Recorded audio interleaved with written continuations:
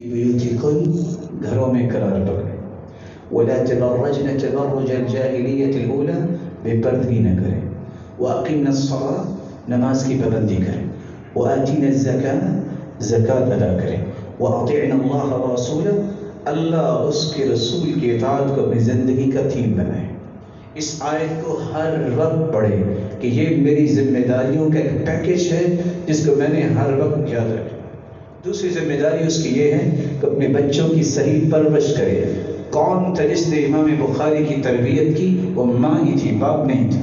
وہ کون تھا جس نے امام شافعی کی تربیت کی؟ وہ ماں ہی تھی، باپ نہیں تھا۔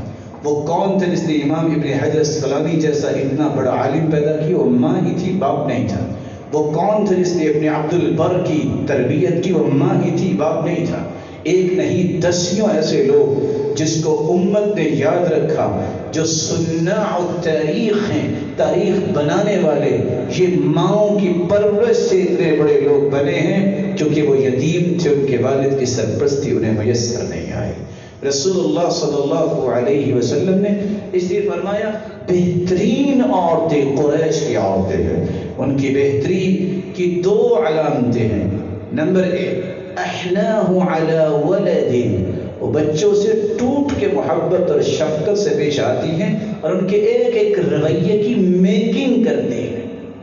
اور دوسری، ارعاہ علی زوج فی ذات یدی، قریش کی عورتوں سے بڑھ کے کوئی عورت اپنے خامن کا خیال کرنے والی نہیں ہے جو اس کی خدمت میں کمی نہیں آنے دیتی۔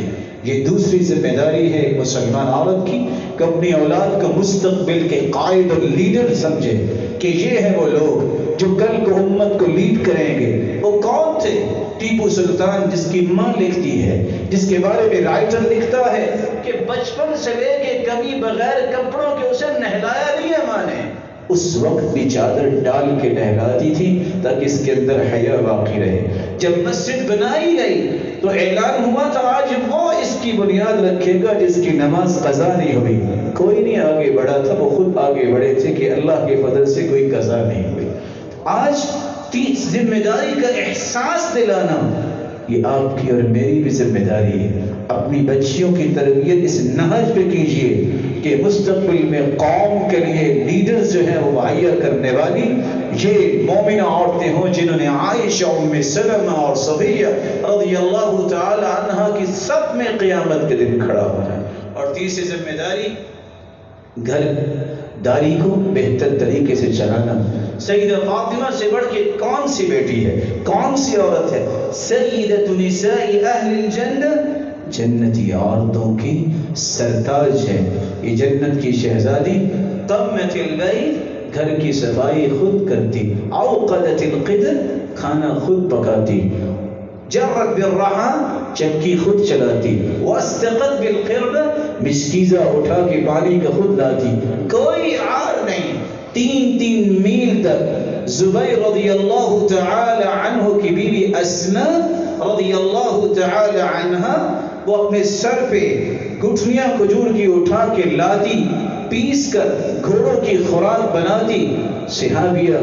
صحابیات کو تربیت ایسے ہی دی گئی، گھرداری۔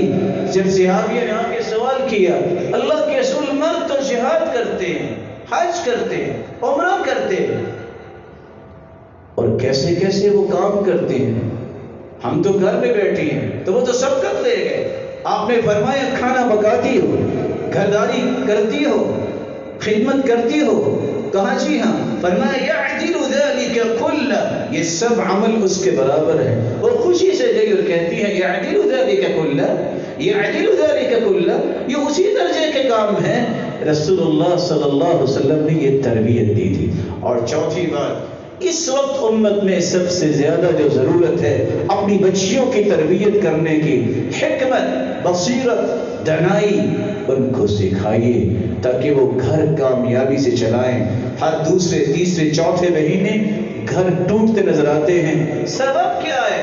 کسی بھی کام کو شروع کرنا ہو بیٹے کو 4 کورسز کروائیں گے، 6 ورک شاپ دلوائیں گے، بیرون ملک بھجوائیں گے، طرح طرح کے ہتھ کنڈے استعمال کریں گے، لیکن ایمان کو مکمل کرنے کے اس کارنر کو جب بیٹے اور بیٹی کی شادی کرنی ہوتی ہے کوئی ورک شاپ نہیں دیتا، کوئی نہیں سمجھاتا بیٹا تیری ذمہ داریاں کیا ہیں، تیرے مقاصد کیا ہے شادی کے، تمہیں کیسے گھر کو کامیاب کرنا ہے، مثالی گھرانہ کیسے بنے گا، اور کیسے تم معاشرے کے اندر ایک اسلامی گھر پیش کر سکتی ہو۔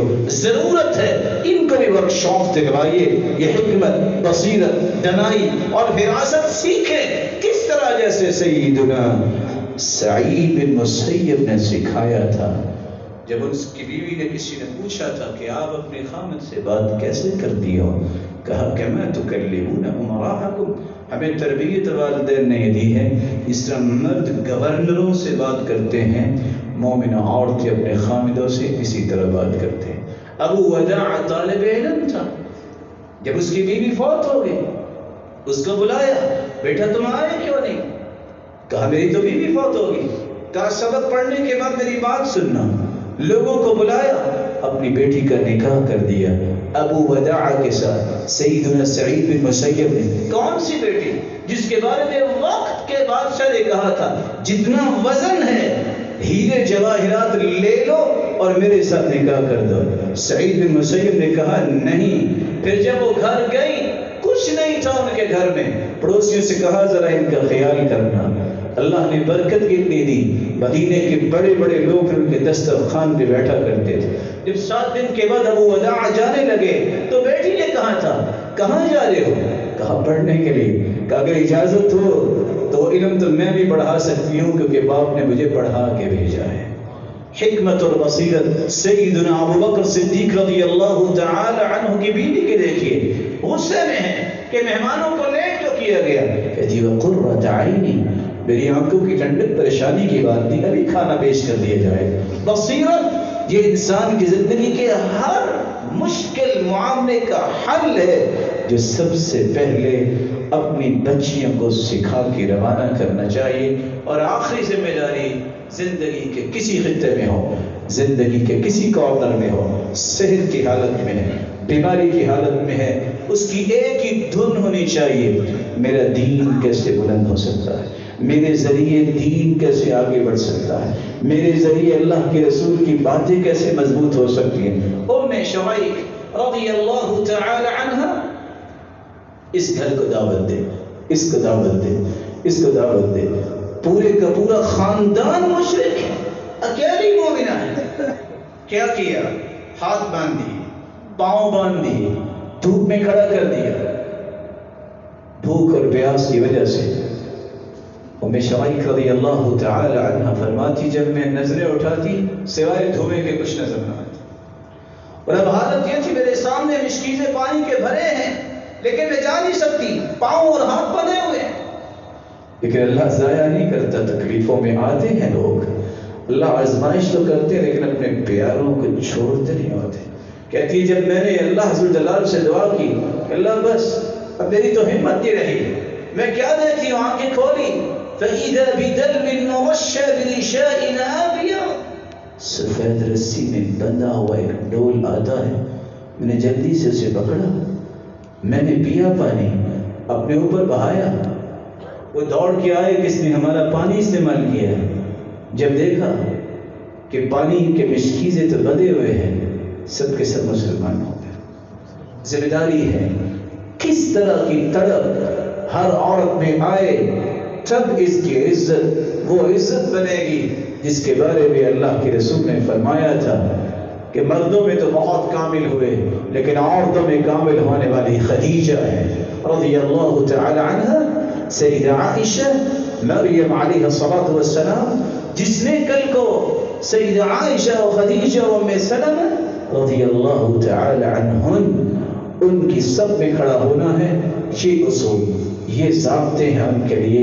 اللہ تمام امت اسلامیہ کو توفیق دے اور حفاظت فرمائے اور امت اسلامیہ کے امتیازات کو باقی رکھنے والوں کو کروڑہا رحمتوں سے نوازے اور ہم سب کو قیامت کے دن اپنے میں رفاقت نصیب فرمائے اور اپنے دیدار کا مستحق بنائے۔ وآخر